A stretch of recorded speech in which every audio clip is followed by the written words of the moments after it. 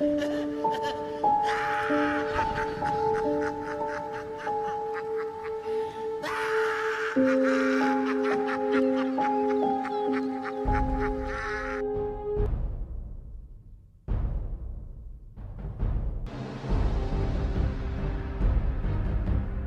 always, I am your host, the Sound Alchemist, and today we will dive into the demonic as we uncover the forbidden text on demonic possession and demon hosts.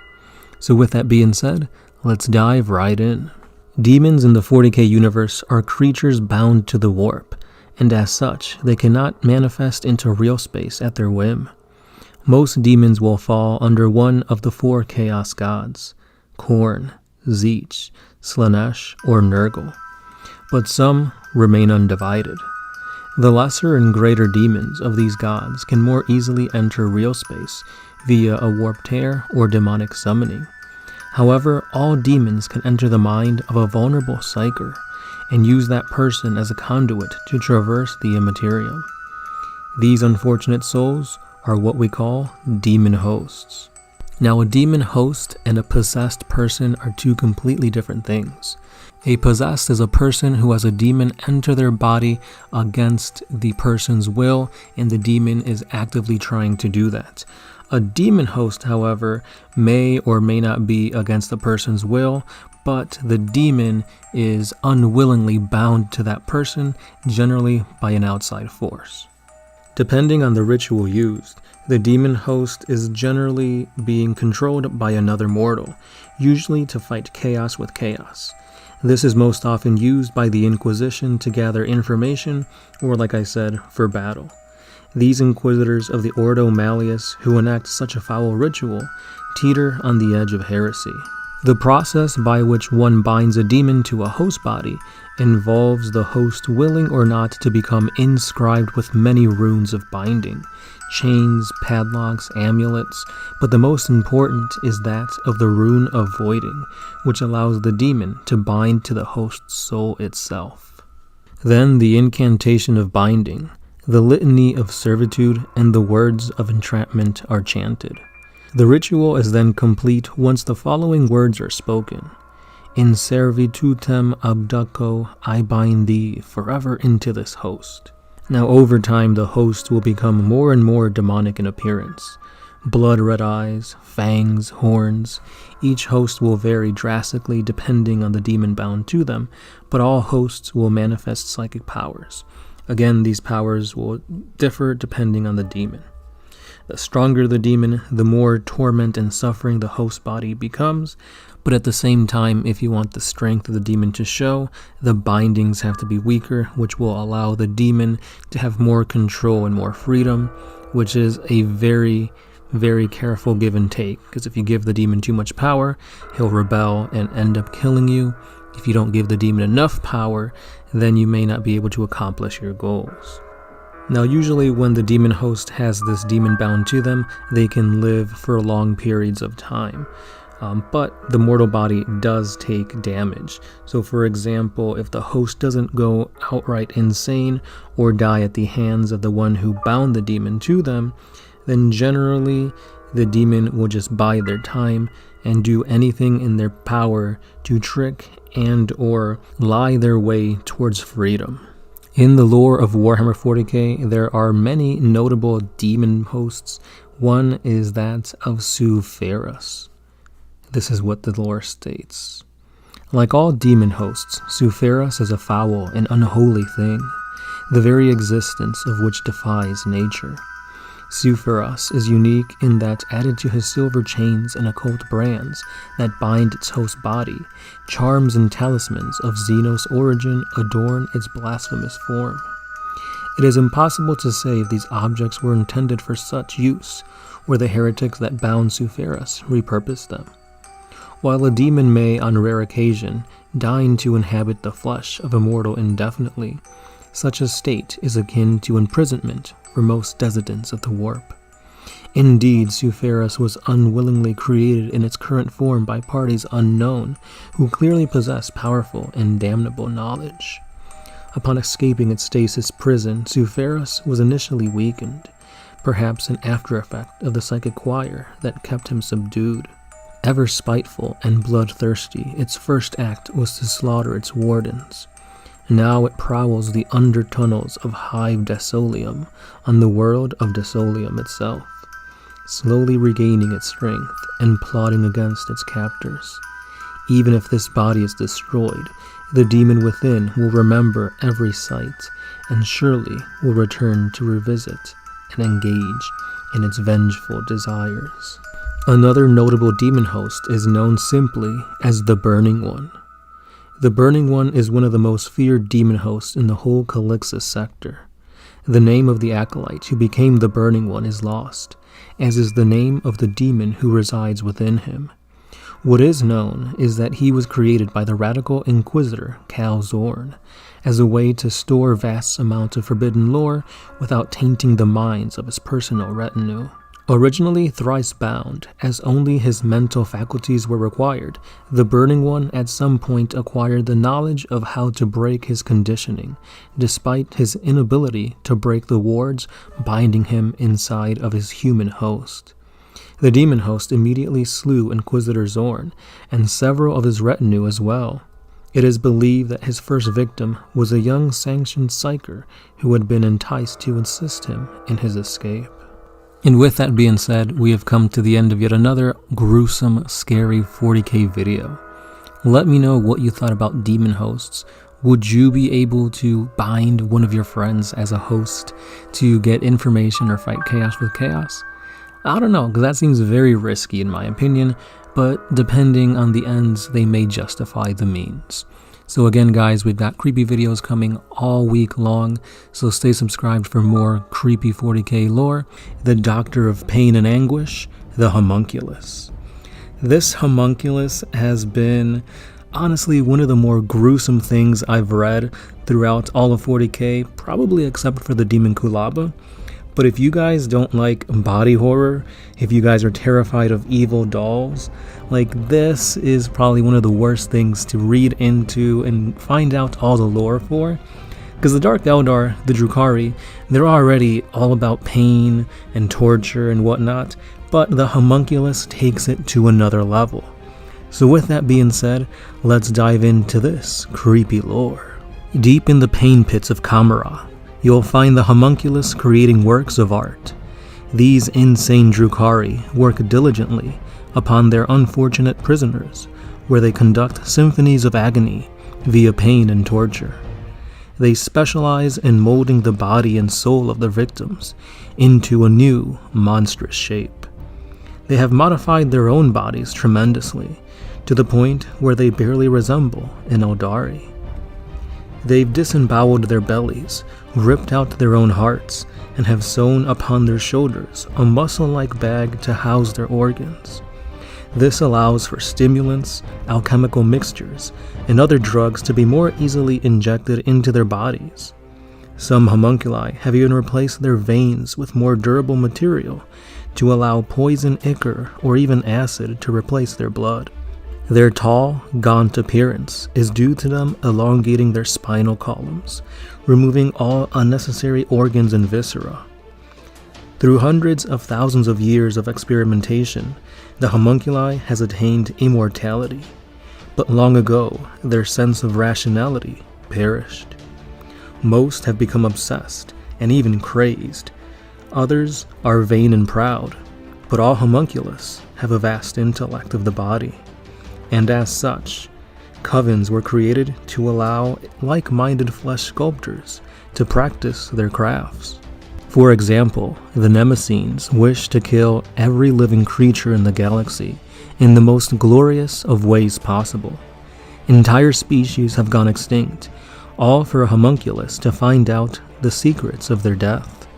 However, the more abstract-thinking Nemesenes will slay untold billions in order to find out if beliefs, ideas, and other abstract concepts are able to be killed. Now my favorite coven is that of the Coven of 12, where in order to join, one must dispose of another member in an exuberant manner. And since many homunculi are technically immortal, the murders get quite grisly and unique. Think Saw, but futuristic and more grimdark. One such death involved a riddle to be solved, but with each wrong answer, a portion of the homunculus's body would become bone. The riddle, of course, ended up being impossible to solve, and as such, the coven's newest member now has a new statue. Another death involved a homunculus being pushed into a vat of tyrannid bile. As they melted away in this acidic spew, spices and other meats were then added. The coven ate well that day. Now many of these homunculi covens get more and more deplorable as you go into them, but now let us peer into their instruments of pain and punishment, their weapons and war gear. The Archangel of Pain is a casket which houses a demon. The runes etched inside the coffin have driven it insane. Once opened, the winged demon lets out a horrific cry, which paralyzes even the bravest of warriors in fear. Another weapon of pain and debauchery is known as the Flesh Gauntlet, which is a glove which houses many syringes. These syringes then inject the enemy with a serum that causes the poor victim's rapid cellular growth. In mere seconds, they will begin to grow larger and larger until the body outgrows their own skin, and they then rip themselves apart, piece by fleshy, steaming piece. The Shatter Shard catches the reflection of the enemy, and upon breaking the glass shard, so too does the foe fall to pieces. And then we finish with one of my most horrific things to even think about, and that is the Nightmare Doll. I hate dolls. Chucky was just too much for me when I was a child, and I never got over it. But for the Drukhari, the homunculus for that matter, these nightmare dolls are a thing of pleasure, because a drop of blood is then spilled onto this doll's mouth, and a pact is formed. Should the homunculus take damage in battle, his injuries are passed on to the doll itself. If the owner of the doll gets riddled with bullets, tiny holes will appear on the doll, and the Pain Lord will remain unscathed. Should the homunculus get beheaded, the blade will pass through the Xeno's neck as if it was never there, but the doll's head would need to be sewn back on. Such is the power of this blood pact. So that is literally Chucky. You can't kill Chucky, you can burn him, kick him, riddle him with bullet wounds and nothing will happen. That was 40 facts and lore on the homunculus of the Drukhari, the Dark Eldar. So when you really think about these vile, immortal beings of pain and pleasure, they teeter on becoming like Slaaneshi followers. They really try to perfect their craft by living thousands of years and just creating concoctions and poisons and serums and whatnot. These guys are, they're Slaanesh, in my eyes. The only thing that stops them from being Slaanesh followers is that they don't praise her or him, and for a good reason, because Slaanesh will eat their souls. But with that being said, these guys are truly mad scientists. They're all about body horror. I mean, just look at how much they've changed themselves from what a regular Drukhari is to what the homunculus have become. And on top of that, their weapons are all weird instruments of destruction and pain. Honestly, I agree with everybody who says that they'd rather off themselves than be captured by the Dark Eldar, because getting experimented on, becoming puppets to these guys just sounds horrible.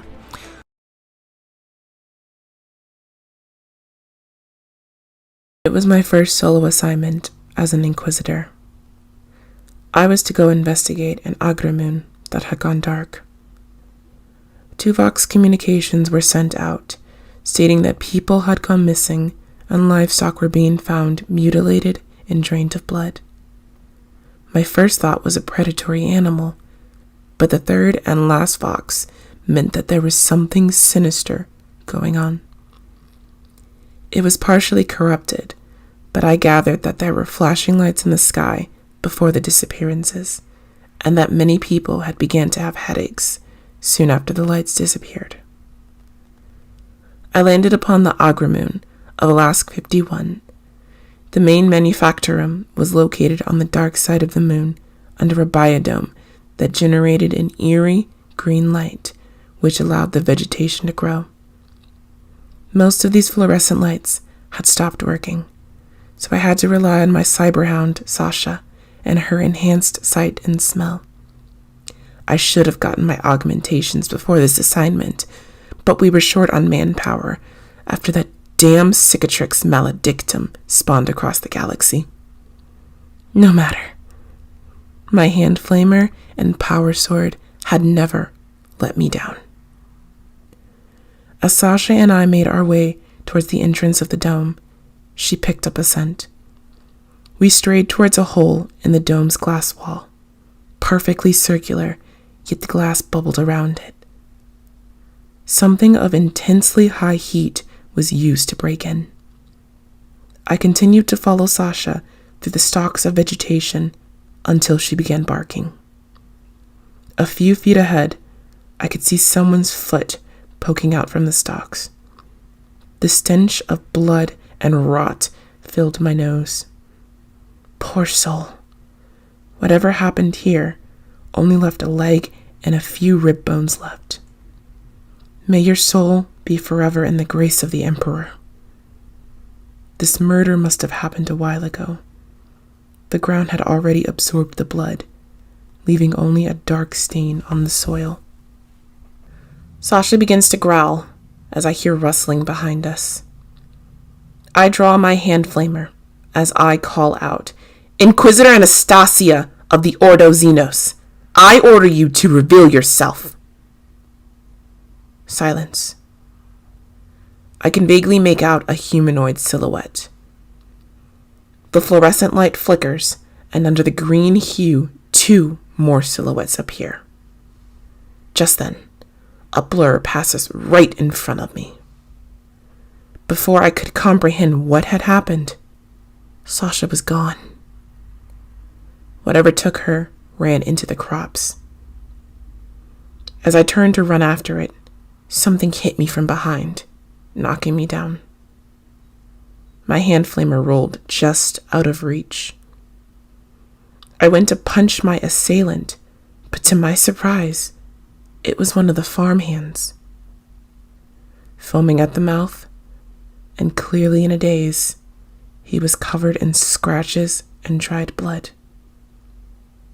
I pushed him off and tried asking him what was going on here. I heard the rustling from the other 3 figures behind me. I had almost forgotten about them.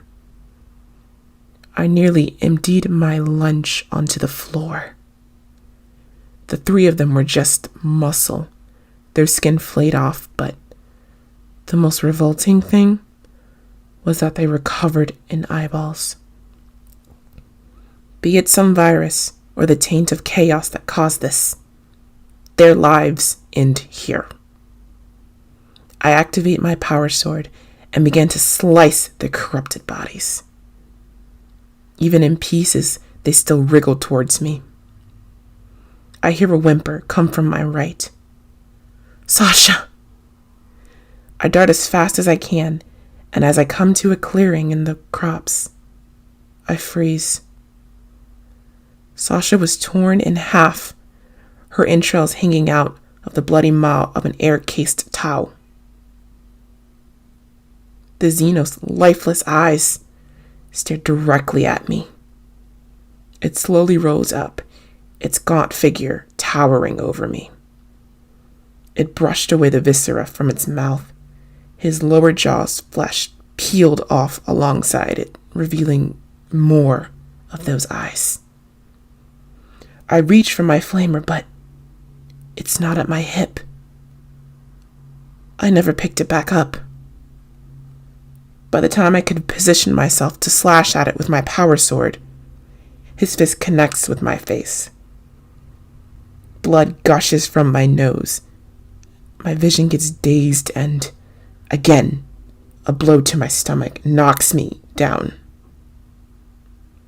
I fall on my knees, awaiting the same fate as my Sasha. A blast of heat shoots out behind me, incinerating a chunk of my shoulder and ear, but the towel falls limp to the floor, its entire top half scorched away. A blue light shines down on me. My body doesn't move. I begin to levitate until I enter a strange craft.